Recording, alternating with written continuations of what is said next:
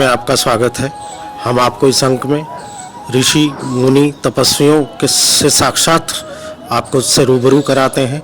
आज हम एक जैन मुनि श्री 1008 प्रणम्य सागर जी से रूबरू करा रहे हैं। उनसे शास्त्रार्थ सुनेंगे और आपको भी इसका मौका मिलेगा शास्त्रार्थ सुनने का। नमोस्तु गुरुवर। गुरुवर, मुझे अभी 2 दिन पहले ही आपका एक शास्त्र है कि भरत से भारत तक, उससे भरत का भारत, उसका थोड़ा सा विवरण पढ़ने को मिला। तो क्या कौन सा संदेश देना चाहते हैं? संदेश तो अपने प्राचीन पुस्तकों में, ग्रंथों में, शास्त्रों में सब छिपे पड़े हैं और उन संदेशों को पढ़ कर के उजागर करने का, लोगों के पास तक पहुंचाने का एक मानस बन जाता है जी। और वो तब बन जाता है जब किसी चीज़ की ज़रूरत अपने को समझ में आती है। जी। आचार्य गुरुदेव ने एक संदेश दिया था कि इंडिया नहीं भारत बोलो। जी। आज वह संदेश लागू होने लगा। इसी संदेश को और आगे बढ़ाते हुए भारत को हम बोल रहे हैं और बोलने भी लगे हैं। जी। अब ये भारत कौन सा है और इस भारत की प्राचीनता किससे शुरू हुई है? जी। ये भारत किसके नाम से जाना जाता है? जी। एक समय था जब लोगों में थोड़ा सा इस विषय को लेकर के कुछ कंट्रोवर्सी थी। जी। कि कोई राम के भाई भरत को मानते थे, कोई दुष्यंत के पुत्र को मानते थे, किंतु अनेक विद्वानों ने इस पर अपने ऐतिहासिक आलोचनात्मक समीक्षण करके ये पाया है जी। कि ये भगवान ऋषभदेव के पुत्र भरत के नाम से ये भारत का नाम पड़ा। जी। और इस बात के पर्याप्त संदर्भ हमें श्रीमद् भागवत गीता है, अग्नि पुराण है, विष्णु पुराण है, नारद पुराण है, इन ग्रंथों में स्पष्ट रूप से लिखा हुआ है जी। कि भगवान ऋषभदेव के 100 पुत्र थे। जी। और उनमें ज्येष्ठ पुत्र भरत चक्रवर्ती हुए और वो एक महायोगी थे और उन्हीं के नाम से इस देश का नाम भारतवर्ष जाना जाता है। जी। तो आज हमें इसी संदेश को लोगों को बताने की ज़रूरत है कि ये भरत भगवान ऋषभदेव के पुत्र हैं। पूरा जनमानस इस बात पर आज सहमत हो जाए और होना चाहिए और उसे अपनी धारणा बना लेनी चाहिए कि भगवान ऋषभदेव के पुत्र से ही इस देश का नाम भारत पड़ा है। इसलिए भारत की प्राचीनता भरत से शुरू होती है जी। और जितना प्राचीन भारत होगा, भरत भी उतने ही प्राचीन हो जाएंगे और उनके पुत्र जो भगवान ऋषभदेव के पुत्र हैं उनकी प्राचीनता भी सिद्ध होगी और साथ साथ भगवान ऋषभदेव की प्राचीनता भी उससे जानने में आएगी। तो भारत का संबंध बहुत पहले चला जाएगा। भगवान श्री राम और कृष्ण से भी पहले जी। ये भगवान ऋषभदेव की इतिहास में अनुश्रुति चली आई है और उनके संदर्भ सभी ग्रंथों में पर्याप्त मात्रा में हैं।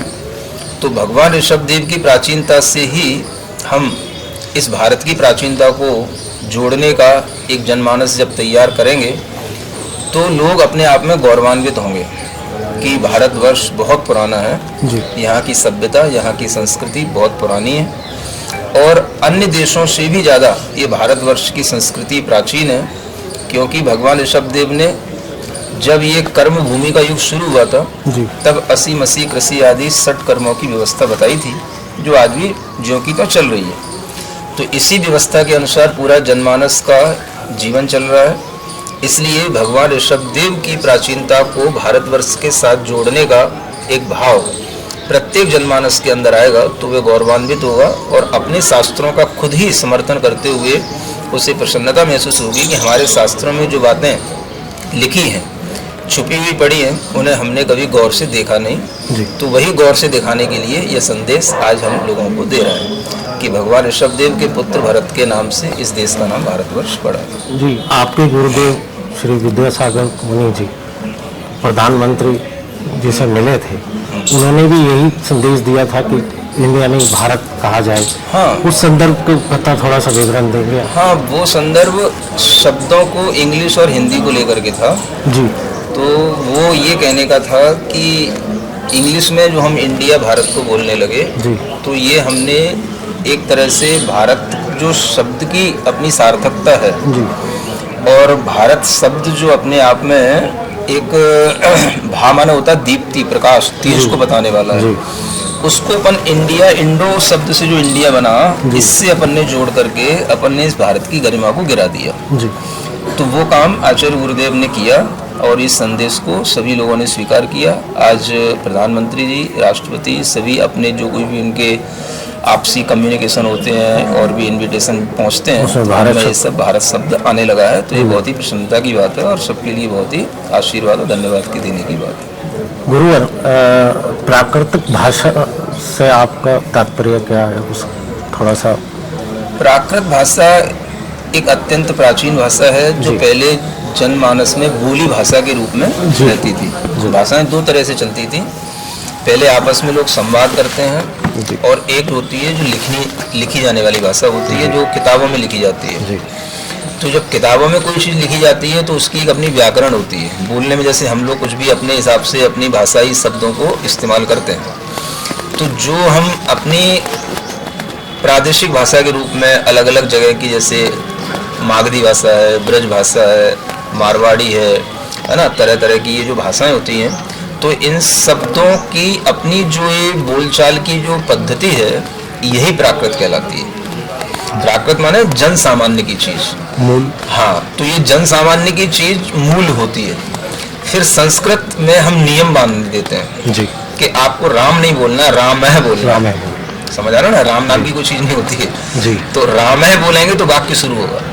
तो ये संस्कृत व्याकरण बाद में आती है ना। तो इसलिए प्राकृत जो मूल बोली भाषा थी, उसके संदर्भ आज भी जैन और अजैन वैदिक दोनों ग्रंथों में मिलते हैं, और उन ग्रंथों के संदर्भों से भी प्राकृत की प्राचीनता को सिद्ध किया जाता है।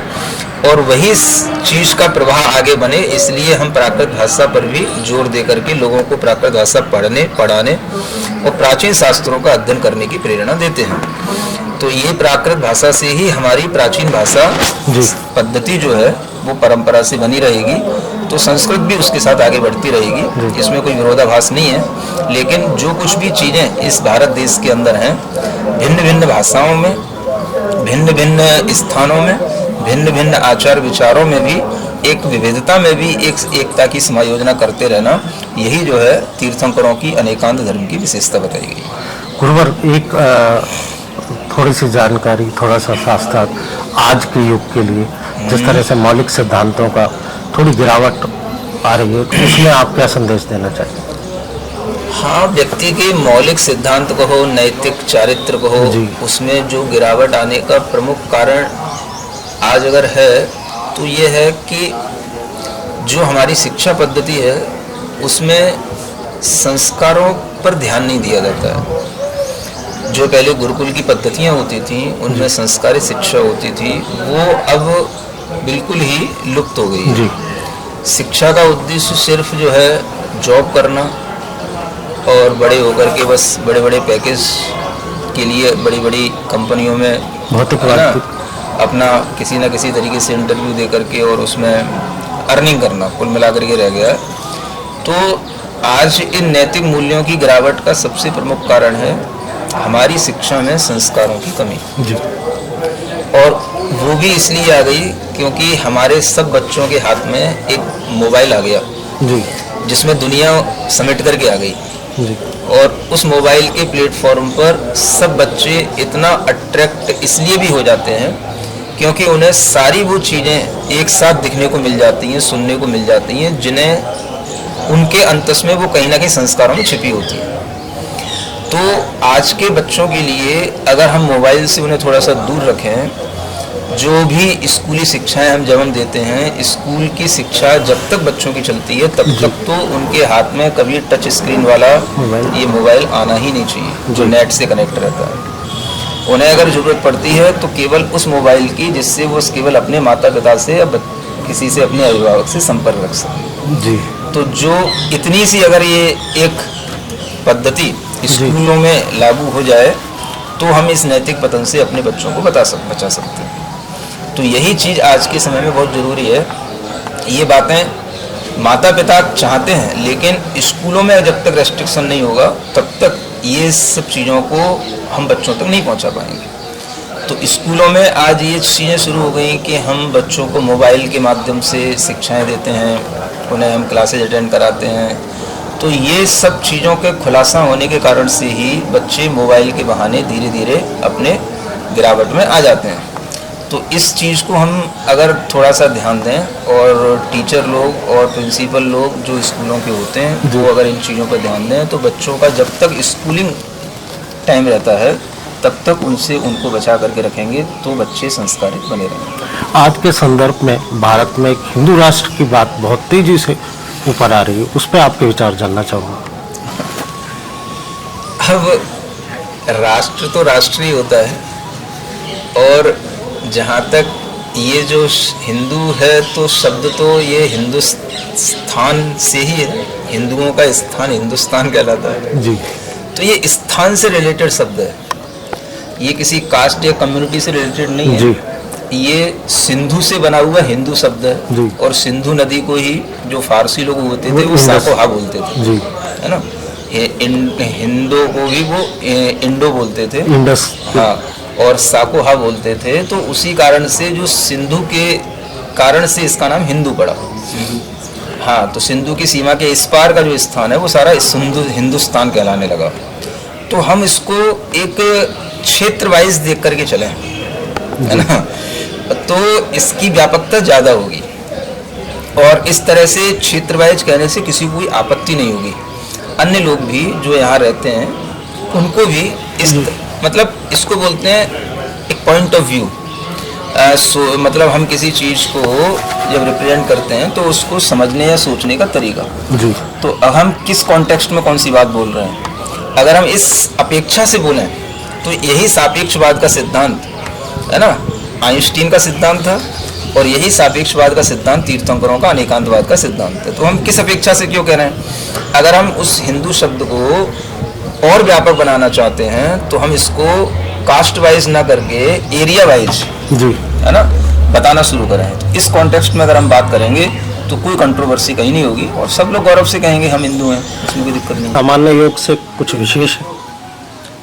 हाँ, इसमें हम सामान्य और विशेष का डिफरेंस ना करते हुए जी एक पद्धति का डिफरेंस बना सकते हैं जी, और उसके जो हमें आउटपुट या रिजल्ट्स मिलते हैं उसमें हम डिफरेंस क्रिएट कर सकते हैं। जहाँ सामान्य से जहाँ पर योगा का मतलब एक फिजिकल एक्टिविटी होता है जी, तो उससे अपनी फिजिकल स्ट्रेंथ के साथ कुछ मेंटल स्ट्रेंथ पर भी फर्क आता है। लेकिन जब हम अरहम योग की जो पद्धति है उससे जब हम अपने आप को जब थोड़ा सा परिचित करते हैं तो उससे न केवल हमारे मेंटल स्ट्रेंथ तक ही बात पहुंचती है, वो हमारे अंदर जो आत्मा से जुड़ी हुई कार्मिक बॉडी होती है ना, जो हमारे एक तरीके से संस्कारों से बंधी हुई रहती है जी, तो वो कार्मिक बॉडी में भी प्योरिटी आती है। ये अरहम योग के माध्यम से होता है, क्योंकि जो ओम और अरहम के नाद जो होते हैं ये मंत्र होते हैं जो ऋषियों मुनियों के द्वारा बनाए गए। तो आजकल लोग केवल ओम को ही एक यूनिवर्सल साउंड के रूप में मानते हैं जी। तो जैसे ओम बीजाक्षर मंत्र होता है ऐसे ही और भी बीजाक्षर मंत्र हैं, उनमें अरहम जो है ये बहुत ही प्योरिटी देने वाला मंत्र होता है। तो ये सभी के लिए है। हर व्यक्ति इस ओम और अरहम के नाद से जो अपने अंदर पॉजिटिव वाइब्रेशन बनाता है उससे उसके न केवल शारीरिक स्तर पर, मानसिक स्तर पर, लेकिन आत्मिक स्तर पर भी उसका फर्क दिखता है। तो उसका उच्चारण थोड़ा सा। हाँ, तो वो उसका उच्चारण तो हम हमेशा अरहम ध्यान योग में कराते ही हैं। ओम अरहम नमः, ओम अरहम नमः,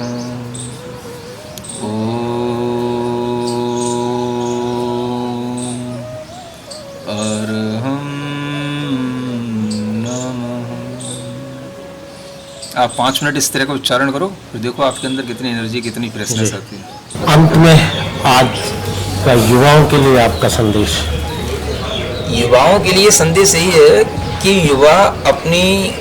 युवाओं के पास बहुत एनर्जी होती है जी है ना, बहुत पोटेंशियलिटी रहती है, तो वो उसका मिसयूज ना करें, जी है ना, और वो अपनी जो उनके अंदर इंटेलिजेंसी है, एनर्जी है, उसका वो सही दिशा में उपयोग करें। जी। वो हमेशा ये सोचें कि हम अपनी एनर्जी से अपने को कितना लाभ पहुंचाएं और हम दूसरों को भी कितना लाभ पहुंचाएं। जब व्यक्ति थोड़ा सा दूसरों के लिए अच्छा सोचने लग जाता है ना, तो उसकी एनर्जी सही दिशा में काम करने लग जाती है। तो युवा आजकल स्वार्थी हो रहा है, बस मेरे को अपने से मतलब है, मेरी अपनी लाइफ है, मेरा अपना एंजॉय करने का तरीका है।